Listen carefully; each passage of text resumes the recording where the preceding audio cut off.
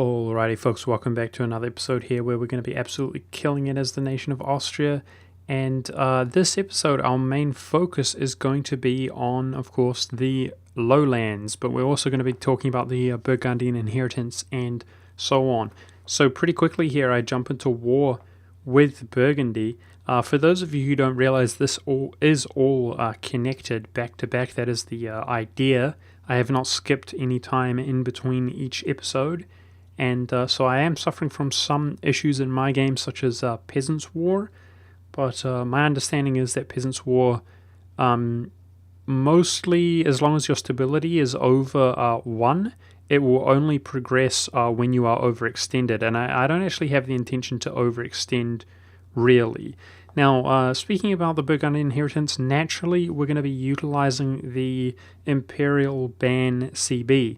And the beauty of the Imperial Ban CB, although it doesn't let you take any land except for the land in which is of interest to the Imperial Ban, the beauty of it is that you can release nations, any nations, even nations outside the Empire, for example, at 0 diplomatic cost. So, of course, in most cases, if you're going to 100% a nation, you're going to want to, in most cases, release or revoke cores or free subjects, utilizing that full 100% war score. And luckily for us, Burgundy has many nations in which can be released and so on. Now, with that being said, again, to reiterate, in my game, he has already lost territory, and that's perfect because after I am done with him, then he's going to be dealt with entirely from the perspective of the Empire. Unfortunately, there is so much to do to where if Burgundy is in really good shape, then you are going to find that you actually have to fight multiple wars against him. However, I would suggest, and from my experience, my multiple playthroughs, the likelihood that he has not suffered losses, and or if he has suffered those losses and you have not inherited his country, it seems pretty slim. Usually what ends up happening is he is emboldened by France being involved in a war against England, where France is trying to fight a war of attrition over English mainland provinces, with taking war score and reducing the English enthusiasm. Usually, at this point, Burgundy is emboldened enough to attack Provence around Bar or the Lorraine region, and the French will actually back them up. And typically, Burgundy will be separate pieced by France. Now, often Burgundy will concede land to France, resulting in him being in a sort of 1v1 against Provence. He is much more powerful than Provence, even after appeasing the French, and that is how, in my case, you can see that he actually owns Bar. That is typically how things go.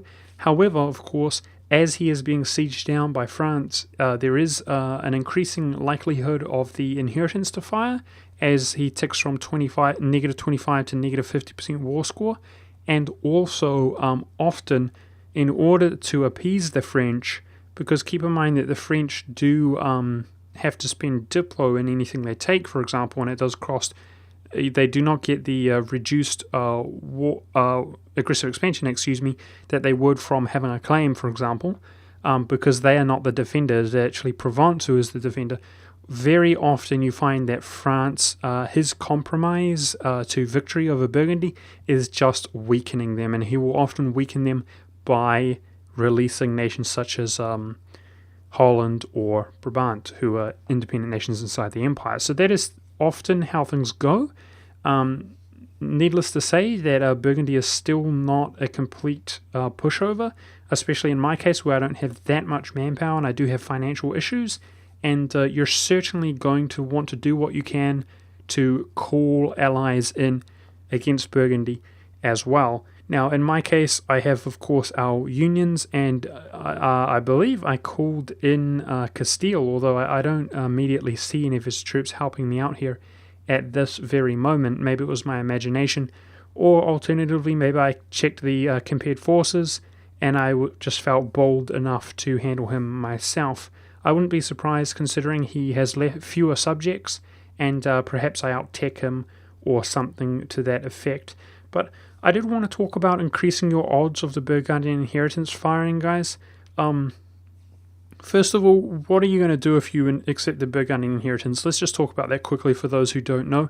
Pretty much, there's going to be an issue to anybody who actually owns the Dutch and Flemish region, and that's that between the years 1550 and 1650, the Netherlands will defect from any non-Flemish or non-Dutch nation who actually owns the lowlands. And with that being said, you will have you will have core rather if they were to defect from your land on those provinces, but you will still continuously receive a tremendous amount of unrest via events in each and every single one of the provinces that you actually own, unless you do 100% smash the nation of the Netherlands so that they do not exist any longer. Now, the issue, of course, if you get the Burgundian inheritance, that the development is so high that if the Netherlands defects from you, or from England, for example, all of your land is going to have that instability, and you'd be really lucky if they did defect from England, because then you could just annex them and they'd be done away with. However, they're most likely to defect from your country, and in that case, it's actually going to be over 100% war score cost. Now, in a defensive war, your Reconquest CB is not going to be utilized. You'd actually want to white peace the Netherlands and then reconquer them in order to utilize that CB, so that's very painful, and that means that it's actually going to cost you Diplo points, for example, to take those provinces, and you're not going to have the war score cost reduction. The Netherlands is still going to be around, and most likely they're going to expand via nations like Friesland joining the Netherlands. It's an extremely unfortunate situation, and it's a massive loss of valuable lands. Now, the ways that you can prevent this from happening is by actually cultural converting the region. Now, that does cost a lot of Diplo points, and you do have a limited amount of time to do that due to any kind of separatism or anything of that nature, but it's going to cost a lot of Diplo points to do it that way. You can also release them either directly or in the form of a vassal, and then grant any Flemish or Dutch province to the Flemish or Dutch nation. Now, most people do not enjoy doing this, as it is a massive loss of land. You don't want to integrate them until after 1650. However, they will become very powerful, and one united vassal there from my experience, and give you a tremendous amount of money, and also contribute a reasonable amount of troops.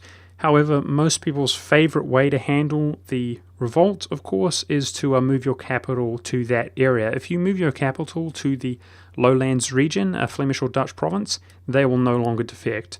Now, this does have the plus side of actually moving your trading region to the English Channel, and most people consider this to be by far the best option. It's basically a one-time payment of around 200 admin points. Now, in my opinion, I've spoken about this, I think, in the 0 or 1 episode of this series. I personally don't like the RNG elements to waiting for the inheritance to fire, and I personally also like Vienna. I much prefer Vienna as the Austrian capital, and therefore I was actually hoping that the Burgundian inheritance did not fire. And with that being said, there is, especially because the inheritance would be a lesser inheritance this time around.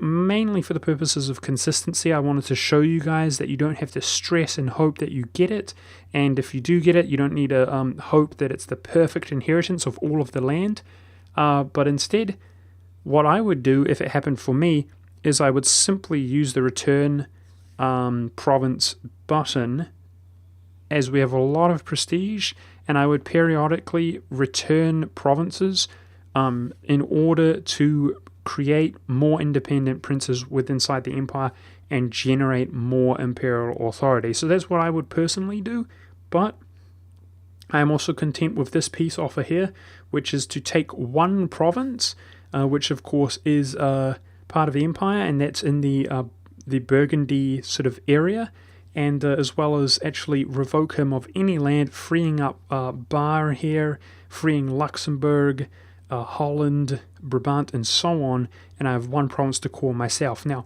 what I actually plan to do, guys, is when the French ultimately crush what remains of Burgundy, I do actually plan to release Burgundy from that one province, and he will actually be a member of the empire, resulting in reconquest against the French region.